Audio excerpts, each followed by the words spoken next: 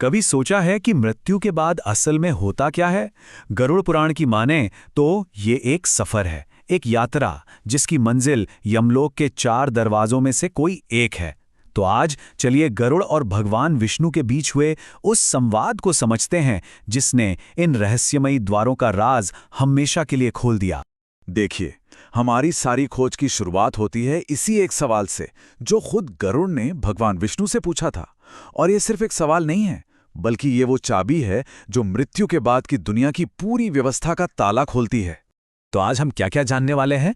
हम गरुड़ के इसी सवाल से शुरू करेंगे, फिर उन 2 दिव्य द्वारों को देखेंगे जो पुण्य आत्माओं के लिए बने हैं। उसके बाद वीरों और तपस्वियों के लिए बने खास द्वार की बात करेंगे। फिर हम उस भयानक द्वार का जिक्र करेंगे जो पापियों का इंतजार करता है। और आखिर में समझेंगे कि ये सब हमारे कर्मों से कैसे जुड़ा है। तो गरुड़ का प्रश्न ये कोई मामूली जिज्ञासा नहीं थी। भगवान विष्णु ने खुद कहा कि ये सवाल तो पूरी इंसानियत के लिए एक वरदान है। क्यों? क्योंकि इसका जवाब ही हमें समझाता है कि हमारे कर्म हमारी आखिरी मंजिल को कैसे तय करते हैं। यही तो कर्म के सिद्धांत का पूरा सार है। तो चलिए अब बढ़ते हैं पहले 2 द्वारों की तरफ, जिन्हें दिव्य द्वार कहा गया है। ये रास्ते उन आत्माओं के लिए हैं जिन्होंने धरती पर एक अच्छा धर्म का जीवन जिया। जरा कल्पना कीजिए, ये सुंदरता और सुकून के दरवाजे हैं। इनमें सबसे पहले है पूर्व द्वार। जरा इसकी शानो शौकत के बारे में सोचिए। ये द्वार हीरों, नीलम और मोतियों से जगमगा रहा है और सैकड़ों झंडे हवा में लहरा रहे हैं। मतलब ये सिर्फ एक दरवाजा नहीं, ये एक शाही स्वागत है। तो फिर इस शानदार दरवाजे से अंदर कौन जाता है? ये रास्ता उनके लिए है जिन्होंने आध्यात्म की ऊंचाइयों को छुआ है, जैसे देवता, महान ऋषिमुनि, सिद्धयोगी और वो सभी ज्ञानी आत्माएं जिन्होंने ज्ञान का मार्ग अपनाया। और सोचिए जरा, जब कोई आत्मा यहां पहुंचती है तो उसका स्वागत दिव्य संगीत और नृत्य से होता है। ये सिर्फ एक एंट्री नहीं, बल्कि जीवन भर की कमाई हुई नेकी का सम्मान है। अब चलिए आगे बढ़ते हैं उत्तर द्वार की तरफ। ये भी पूर्व द्वार की तरह ही रत्नों, घंटियों और छतरियों से सजा हुआ है। लेकिन ये उन पुण्य आत्माओं के लिए है जिनके कर्मों में सेवा और दया सबसे ऊपर थी। ये द्वार सीधे सीधे अच्छे कामों से जुड़ा है। वो लोग जिन्होंने किसी प्यासे को पानी पिलाया, किसी थके हुए की मदद की, हमेशा मीठा बोला या अपने बड़ों और मेहमानों का आदर किया, ऐसी नेक आत्माओं का स्वागत इस उत्तर द्वार पर होता है। और यहाँ का माहौल एकदम शांत, एकदम पवित्र। वीणा और बांसुरी की मीठी धुनें और ऋग्वेद के मंत्र गूंज रहे हैं। ये उस शांति का इनाम है जो इन आत्माओं ने धरती पर दूसरों की जिंदगी में घोली थी। अब आते हैं तीसरे द्वार पर, पश्चिम द्वार। ये एक बहुत ही खास दरवाजा है। ये उन लोगों के लिए है जिन्होंने या तो असाधारण भक्ति दिखाई या फिर कोई महान बलिदान दिया। पश्चिम द्वार भी तरह तरह के रत्नों से सजा है, पर इसकी सीढ़ियां कुछ अनोखे मणियों से बनी हैं। और ये सजावट सिर्फ खूबसूरती के लिए नहीं है, बल्कि ये यहाँ से गुजरने वालों की हिम्मत और उनके अटूट समर्पण को दिखाती है। तो कौन है वो आत्माएं जिन्हें यहाँ से प्रवेश मिलता है?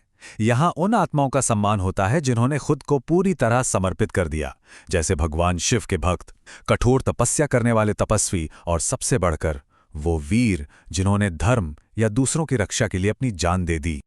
अब देखिए, यहाँ का माहौल पहले 2 द्वारों से कितना अलग है। जहाँ पहले शांति और सुकून था, यहाँ उत्सव है, शक्ति है। ढोल और शंख की आवाजें इन वीर और तपस्वी आत्माओं के आने का जश्न मनाती हैं।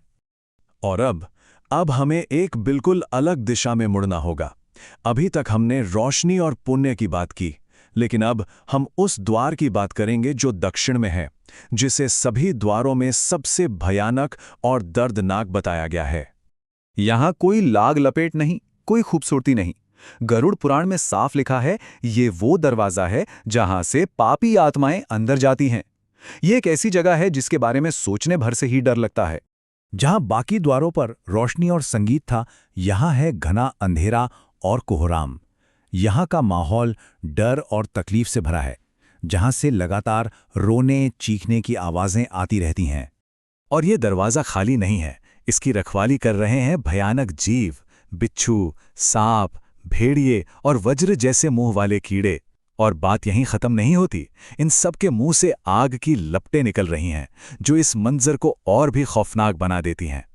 तो सवाल उठता है कि कौन से कर्म, किसी को इस भयानक जगह पर ले आते हैं। हत्या, चोरी, धोखा और झूठ। खासकर उन लोगों के साथ क्रूरता जो कमजोर हैं, जो अपना बचाव नहीं कर सकते। ये उन कर्मों की लिस्ट है जिनका नतीजा ये कभी न खत्म होने वाला अंधेरा है।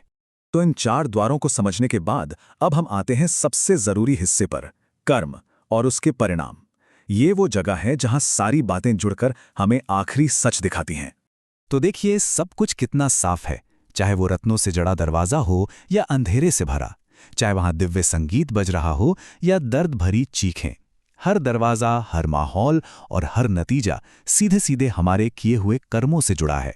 यही कर्म का अटूट नियम है। और अंत में भगवान विष्णु जो कहते हैं वो इस पूरे ज्ञान का सार है।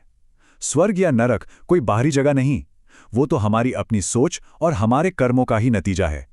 हम अपनी जिंदगी में ही अपनी आखिरी मंजिल की नींव रखते हैं। ये एक बहुत गहरी बात है जो हमें ये ग्रंथ याद दिलाता है कि जिंदगी मौत पर खत्म नहीं होती। असली हिसाब किताब तो उसके बाद ही शुरू होता है, जब हमारे हर एक काम को उसके सही तराजू पर तौला जाता है। और बस इसी एक सवाल के साथ हम आज की बात खत्म करते हैं। गरुड़ पुराण के मुताबिक हमारा हर काम, हमारा हर शब्द, यहाँ तक कि हमारी हर सोच हमें इन 4 द्वारों में से किसी एक की तरफ धकेल रही है। सवाल बस एक ही है, हमारा चुना हुआ रास्ता हमें किस द्वार पर ले जाकर खड़ा करेगा।